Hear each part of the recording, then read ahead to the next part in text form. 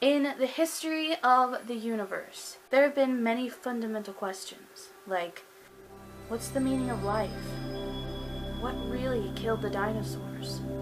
Why exactly are we here?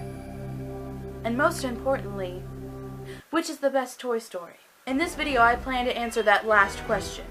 For myself, at least. I love Pixar. I mean, who doesn't love Pixar? In just over 20 years, they have created so many wonderful classic animated films that have not only rejuvenated Disney as a company, but have also furthered the art of animation. This has been a topic that I feel has been a long time coming. I haven't talked about Pixar a lot, and that changes today. I am counting down my top 10 favorite Pixar movies. Number 10 is Brave. Now, I think Brave kind of gets a bad rap. It's not the most popular Pixar film, especially critically, but it's still, to me, a really good movie. What I think maybe a lot of people's problem with Brave was false advertising. It looked like this beautiful action adventure where you just get to explore and there's fairy tale elements and things like that, but what we really got was a much smaller story involving a mother and a daughter. And, you know, I think that story was pretty good. You can't deny how beautiful this film looks. They even had to create a new program just for Merida's hair. It is wonderful looking. And, you know, the story may not be the greatest, but I feel like me, as a person who is very close to their mother, I feel like it spoke to me personally, and I really like Merida as a character. I think she's really cool. And I don't think this movie is quite as bad as a lot of people say it is. Number 9 is WALL-E. Now, I'm going to admit, I just watched this film the whole way through for the first time yesterday. I'm glad I did, but I will say the first 40 minutes of WALL-E are the best 40 minutes of almost probably any Pixar movie. This movie is absolutely breathtakingly gorgeous. Not just aesthetically, because aesthetically it's wonderful, but storytelling wise, this movie is beautiful. Neither one of the main characters really speak, but you know exactly what they're thinking and exactly what they want to do. And there's just so much magic and beauty in just letting actions speak. You know how they always say, show, don't tell. And this movie is a perfect example of how to do that right. The film is just beautiful and it's surprisingly funny. And gosh darn it, is WALL-E just the cutest little robot. Oh, so cute. Oh, this movie was so good. Number 8 is Ratatouille. I really like this movie. It's directed by Brad Bird, who also directed The Incredibles. Don't worry, you will see that movie later. Brad Bird has such a great command of storytelling and direction, and he really knows how to work well with animation. He also directed The Iron Giant, which is a wonderful animated film that is highly underrated, so you should also check that out. Point is, Brad Bird is a great animation director. What is great about him is that he takes his audience seriously and gives them poignant, funny, and really smart movies. Both Ratatouille and The Incredibles, and Iron Giant as well, feel a lot more adult than a lot of Disney movies or a lot of Pixar movies, and I think that's a good thing. I think you shouldn't talk down to children when you're giving them entertainment. You should give them the best of the entertainment, not the worst. And so show them Ratatouille, show them The Incredibles, show them The Iron Giant, because I think those are important movies for them to see, even though they are maybe a little mature, and I kind of like that. Ratatouille is a small film. It's not a big, grand epic. It's a small film about a rat trying to be himself and follow his heart. But I think that's a good thing for kids to see, that you can, if you're determined and not willing to compromise yourself, you can really go far. And I feel like even though most of his movies involve some kind of supernatural element or fantasy element, like a talking rat or family of superheroes, they're very human stories. Ratatouille is a really great movie. Number 7 is Toy Story 2. Yes, Toy Story 2 is probably my least favorite Toy Story, but that does not mean it isn't a great and wonderful film. There are many beautiful things about Toy Story 2, and one thing of which is it continues the theme of growing up.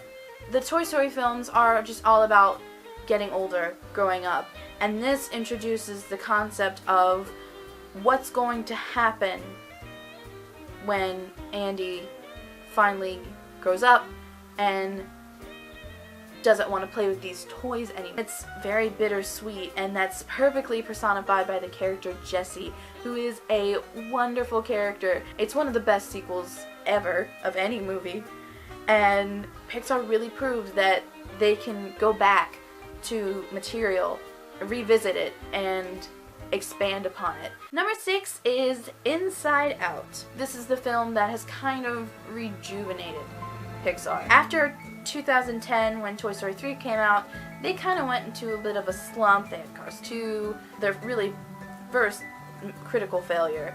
They had Brave, which wasn't the great critical success that they wanted, and Monsters University, which was also not the great critical success that they would have liked. But then Inside Out came out, and it really proved that Pixar still has it. Inside Out is my favorite film from 2015.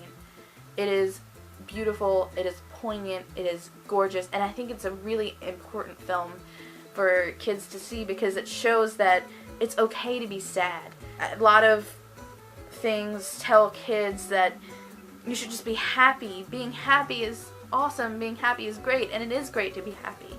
But don't make people feel bad if they are feeling sad, because sadness is an important emotion. And you need to feel sadness sometimes in order to feel joy. And I think that's wonderful. To me, it gets better every time I watch it.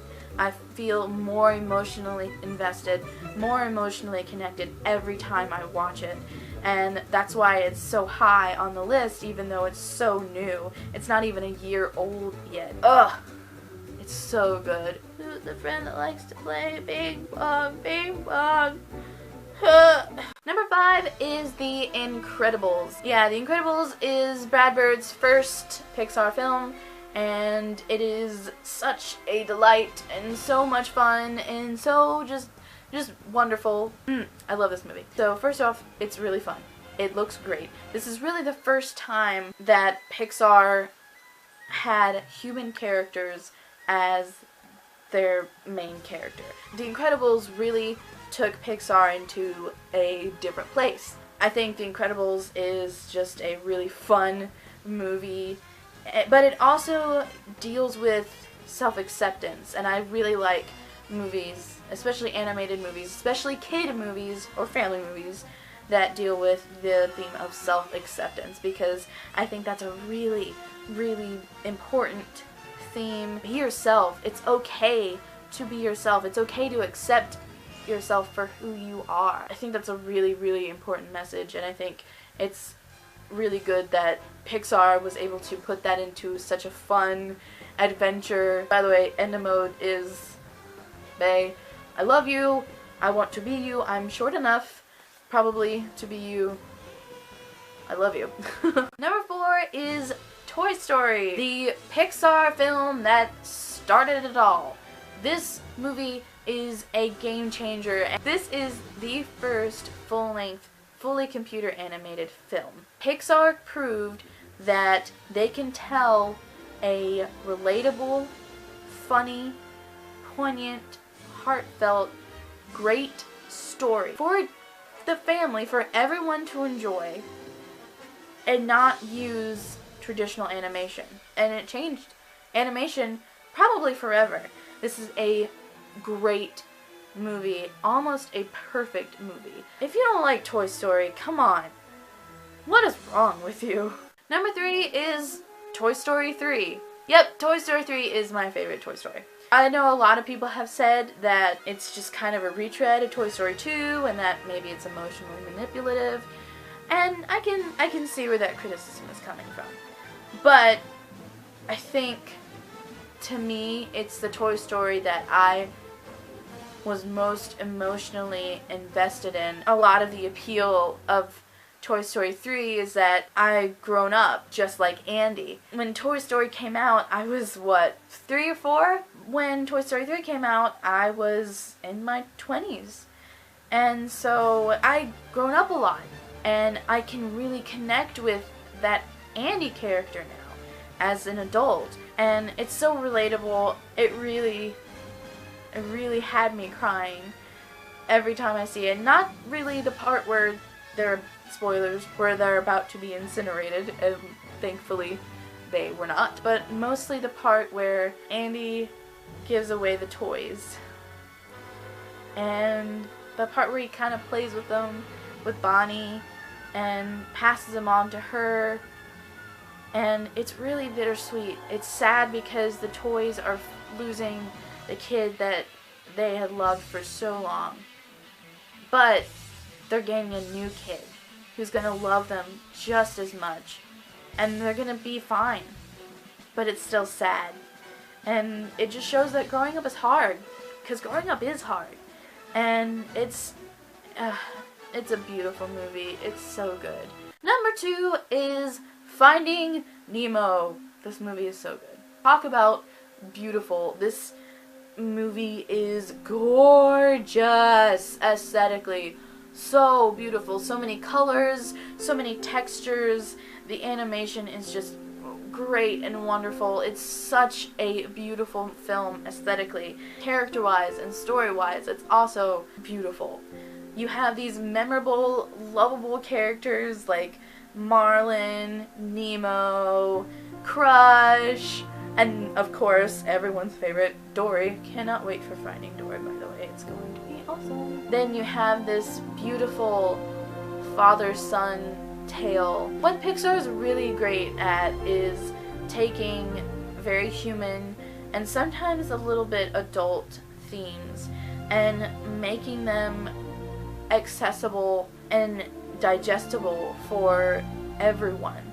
So that means kids love the film because it's funny and it's bright and it's beautiful and it's got these fun characters, but adults love these movies too because they see things in these characters that they connect to themselves. And it's even spawned its own musical in Disney World that is also very cute and very colorful and very beautiful. So if you're ever in the animal kingdom, you should definitely check out Finding Nemo the musical. It's great. And my number 1 favorite Pixar movie is Up. This movie! Oh my gosh. Let's just say the first 10 minutes of Up is the best 10 minutes of almost any movie ever. That montage with Carl and Ellie is just beautiful and poignant and heartbreaking, and it's just the best thing ever. And then the rest of the movie is also really great. You have Carl, you have his relationship with Russell, who is adorable. Then you have Kevin, who's this funny little bird, and you have Doug, who is just this funny dog who I want. I want Doug the dog. I want him so bad. Up is, to me, the best Pixar movie because it combines everything great about Pixar into one movie. It has gorgeous animation. Gorgeous. The balloons on the house. Oh, so good. So beautiful. But that's not it. That's not everything. It also has great human characters that you really connect to. The music by Michael Giacchino is beautiful. The story is just beautiful and so imaginative and so great, and only Pixar can create a movie like this. This movie gets me every single time. Ugh. Pixar is great. They are a one-of-a-kind animation studio that has not just furthered animation, but has furthered storytelling and character building and connection with the audience. Good for you, Pixar, for just being so wonderful. So, I hope you liked the video. I know a lot of you asked me to talk about Pixar, and I finally did, so yay! I should have done it a long time ago, but I'm doing it now. Make sure to like, comment, and subscribe, and I will see you next week.